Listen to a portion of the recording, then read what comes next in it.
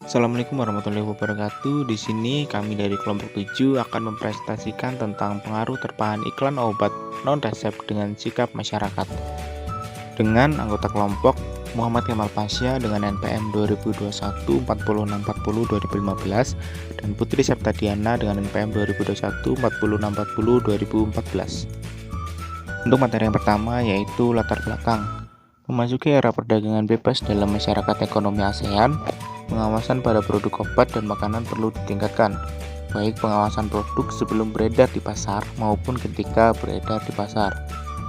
Tanggung jawab ini dibagi oleh beberapa instansi pemerintah diantaranya BPOM, Dinas YLKI, P3I, dan lain sebagainya.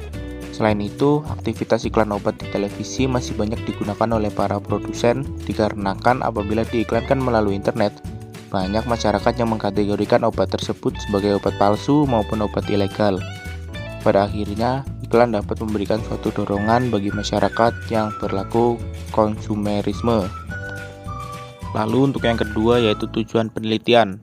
Yang pertama untuk mengetahui data sampel dan populasi tentang pengaruh terpaan iklan obat non-resep di masyarakat Kota Bandung menggunakan teknik regresi linear. Kemudian untuk tujuan yang kedua untuk mengurangi pengaruh terpaan iklan obat non-resep di masyarakat Kota Bandung. Selanjutnya yang ketiga, jenis penelitian. Jenis penelitian yang digunakan adalah penelitian kuantitatif. Metode kuantitatif digunakan untuk mengukur prediksi pengaruh terpaan iklan obat non-resep pada masyarakat Kota Bandung. Penelitian dilakukan berupa survei kepada masyarakat di Kota Bandung.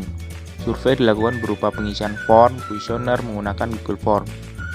Sekitar 50 responden yang telah mengisi kuesioner. Lalu untuk yang keempat, populasi penelitian. Populasi penelitian ini adalah seluruh masyarakat yang berada di Kota Bandung. Dan untuk sampel penelitian ini adalah perwakilan masyarakat di setiap daerah Kota Bandung. Yang keenam, teknik sampling.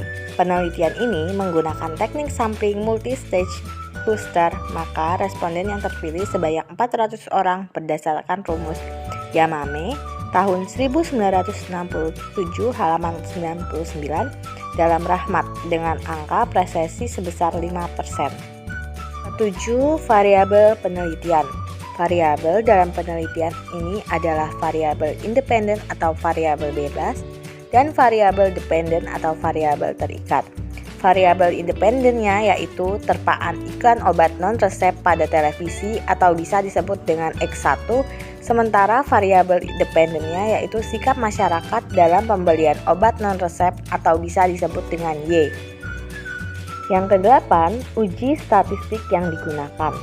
Dalam penelitian ini, teknis analisis data yang digunakan yaitu metode statistik deskriptif dan statistik inferensial. Dengan jenis statistiknya adalah analisis regresi sederhana. Darmawan tahun 2013 halaman 165. Regresi digunakan ketika peneliti ingin memprediksi hasil atas variabel-variabel tertentu dengan menggunakan jenis variabel lain yang melibatkan dua buah variabel yaitu variabel bebas atau independen dan variabel terikat atau dependen. Dengan kata lain, regresi sederhana mengindikasikan kepentingan relatif satu atau lebih variabel dalam memprediksi variabel lainnya. Darmawan tahun 2013 halaman 179. Yang kesembilan, hasil uji statistik. Persamaan regresi dapat digunakan untuk melakukan prediksi seberapa tinggi nilai variabel dependen bila nilai variabel independen dimanipulasi atau diubah-ubah. Analisis regresi mengindikasikan kepentingan relatif satu atau lebih variabel dalam memprediksi variabel lainnya. Darmawan tahun 2013 halaman 179. Uji normalitas. Uji normalitas dilakukan dengan menggunakan Kolmogorov-Smirnov dengan hasil sebagai berikut. Hipotesis yang diujikan sebagai berikut. H0 data berdistribusi normal, H1 data tidak berdistribusi normal, taraf signifikannya 5%, uji kriteria, tolak H0 jika asim signifikan kurang dari taraf signifikan. Berdasarkan uji Kolmogorov-Smirnov, terlihat bahwa nilai signifikasi sebesar 0,973 lebih besar dari 0,05. Maka dapat disimpulkan bahwa berdistribusi normal. Sehingga asumsi bahwa data berdistribusi normal terpenuhi, maka distribusi data variabel sikap masyarakat atau Y tersebut bernilai normal. Model regresi linier sederhana. Model regresi linier sederhana yang akan dibentuk adalah sebagai berikut. Y sama dengan alfa plus B1 X1, di mana Y sama dengan sikap masyarakat dalam pembelian obat non-resep. X1 sama dengan terpaan program iklan obat non-resep pada televisi. B1 sama dengan koefisien regresi. E sama dengan kesalahan baku. Dengan menggunakan bantuan aplikasi program SPSS, didapat output hasil perhitungan regresi linear berganda sebagai berikut. Data hasil program SPSS dapat dilihat seperti gambar di samping. B0 sama dengan 8,328, artinya jika variabel terpaan program iklan obat non-resep pada televisi atau X1 bernilai 0, maka variabel sikap masyarakat dalam pembelian obat non-resep atau Y akan bernilai 8,328. B1 sama dengan 1,313. Artinya jika variabel terpaan iklan obat non-resep pada televisi atau X1 meningkat sebesar 1 satuan, maka sikap masyarakat dalam pembelian obat non-resep atau Y akan meningkat sebesar 0,356. Selanjutnya ada koefisien determinasi. Data-datanya seperti gambar berikut. Nilai koefisien determinasi dapat dilihat dari nilai R² yang sebesar 0,462.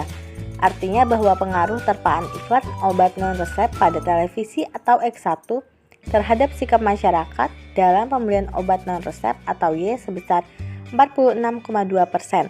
Sedangkan sisanya 53,8% dipengaruhi oleh faktor lain yang tidak diamati atau tidak terduga.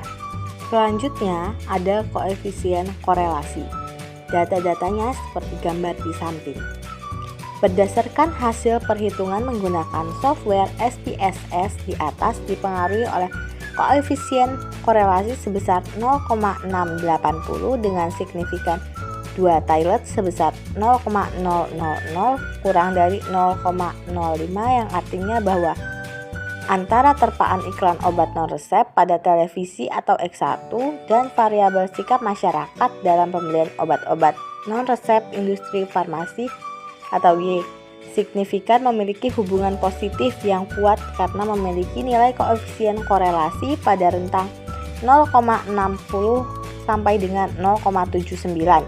Di mana semakin tinggi terpaan iklan, maka sikap masyarakat dalam pembelian obat non-resep pun akan semakin meningkat. Untuk bagian yang ke-10, kesimpulan. Berdasarkan hasil penelitian dan pembahasan, maka dapat disimpulkan bahwa secara keseluruhan, nilai kuantitatif antara terpaan iklan obat non-resep pada televisi dengan sikap masyarakat dalam pembelian obat non-resep produk kesehatan industri farmasi sebesar 46,2%. Hal ini menunjukkan keputusan pembelian suatu produk yang dilakukan oleh masyarakat masih ada yang bergantung terhadap terpaan-terpaan iklan yang ditayangkan oleh televisi. Baik, demikianlah pemaparan dari kelompok 7. Kurang lebihnya kami mohon maaf. Kami akhiri. Wassalamualaikum warahmatullahi wabarakatuh.